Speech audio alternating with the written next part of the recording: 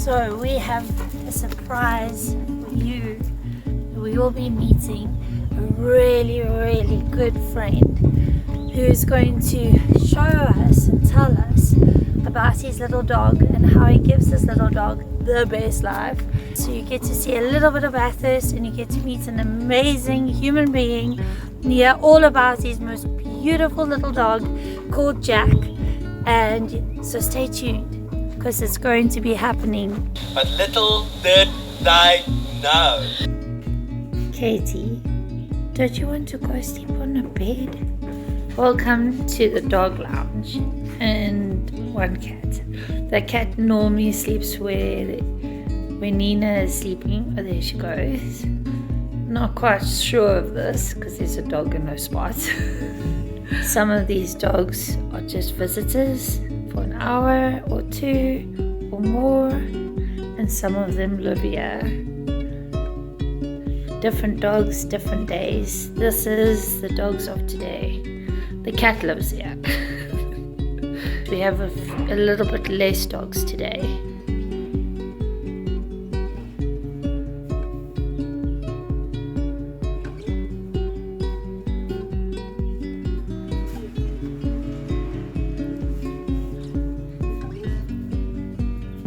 And we've got Jessie over here. Can't quite understand. Jessie, are you not talking? Jessie, what's wrong? What's wrong?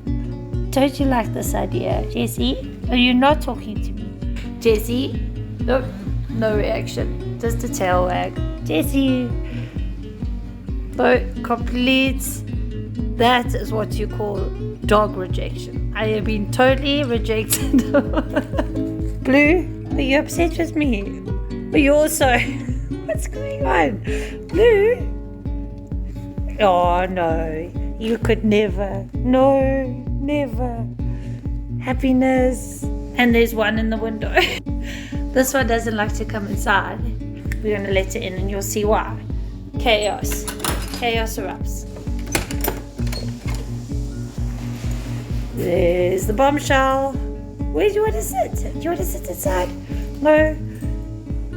Not quite sure. And the cats come to investigate this whole fiasco going on here. Okay. The rest of the dogs are just spectators to this whole fiasco. The cat is not too concerned. The collies don't know what's going on. Jessie's still not talking.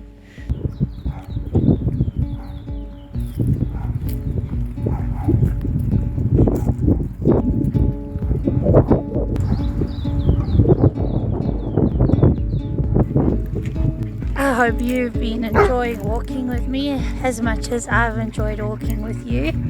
Come on guys. Sorry, they're having a sniff. I believe with my whole heart and soul that if you're giving an animal in your care its best life, then you are rescuing that animal. You are doing that animal the biggest and best thing you could ever do. It's the same really when you have children.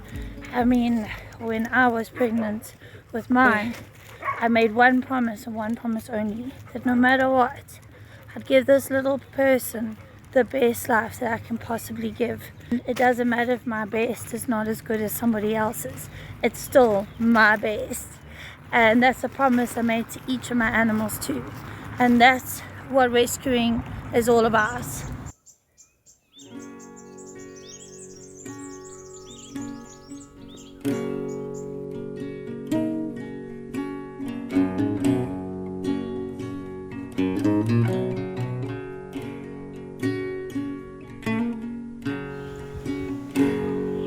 People flock to Bathurst, and the reason is also because we are a social crowd. There is definitely like a social crowd here, but amongst that we have a specific love for animals.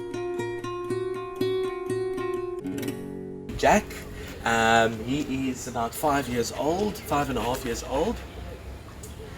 He's a mixed dapple Dachshund. So many people would argue that he's half I say is a full dapple, because you can't be half. You can just be full of exactly what you should be. And Jack is a very good example of that. He's one of my most special pets I've ever owned in my life. I've had, as from childhood, a few, as in a family, as you would have in a family. So we've went through a few there, and then as an adult I had Bella, who was a brown sausage dog, and then about 10 years after Bella, Jack and his brother Danie came into our lives, and I, since that day, fell in love with them. They were such sweet little babies. Jack and I are left over of the three. It's not just it's not the other three anymore. The other two has passed on, but Jack has stuck with me. And the ironic part of this story for me is that he was the last one in the litter. When we went and fetched them, we first saw the one, and then we saw Jack. And when we saw Jack, they said it's the last one, and we could see on his back he wasn't fully dappled at the top. I was very intrigued, because I realized obviously no one wanted him, because I wanted the prettier ones, possibly. But little did they know, Jack has been the most rewarding gift that any person can ever ask for. He and I have a very interesting bond. He is here somewhere. I only have to whistle and then he comes. There, you see? He immediately showed me that he hears me. I just have to look around. He always finds me. He sniffs me out. Come, come. And then he comes. He understands me. We've got a very good relationship in terms of communication. Come show them your beautiful face. So this is him now feeling very shy, because he knows we are filming him. And he's just pretending as if he's in trouble, but he's not in trouble. No one said he's in trouble. I'm just calling him so that he knows we must go now, because we're going to now walk a little bit and explore some parts of the village, because he likes to walk around. Thanks so much to everyone in Bathurst who accepts him and me.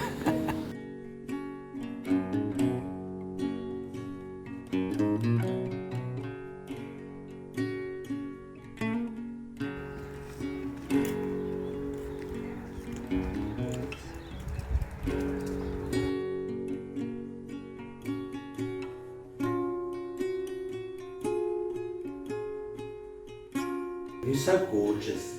You deserve everything. Huh? My baby. He's got many different names. Quilling, Jacqueline, wait. Quilinky, Quilifiki. All different.